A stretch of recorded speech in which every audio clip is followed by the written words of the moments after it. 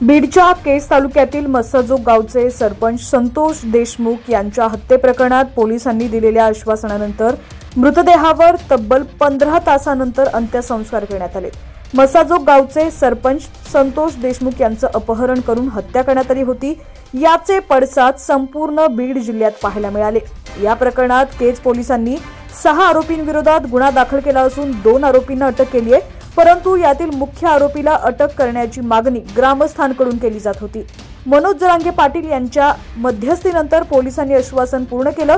त्यानंतर तब्बल 15 तासानंतर देशमुख यांच्यावर त्यांच्या मूळ गावी रात्री उशिरा अंत्यसंस्कार करण्यात आले। दरम्यान या प्रकरणात पोलिसांनी 6 जणांविरोधात गुन्हा दाखल केला असून 2 आरोपींना अटक केली आहे, तर केज पोलीस ठाण्याचे एपीआय पाटील यांचं निलंबन केलं असल्याची माहिती पोलीस अधीक्षक अविनाश बारगळ यांनी दिलेली आहे। अपहरण करून खून करण्यात आला।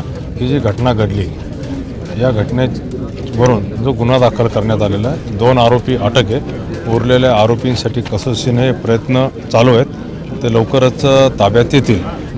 आणि संक्षिप्तपणे सांगायचं म्हटलं तर याला काही गावकऱ्यांनी, काही पोलीस अधिकारी, एक PSI त्यांच्यावर काही आरोप केले होते। थोडंसं आम्ही थोडक्या कालावधीत चौकशी केली, त्यांना सस्पेंड करण्यात आलेलं।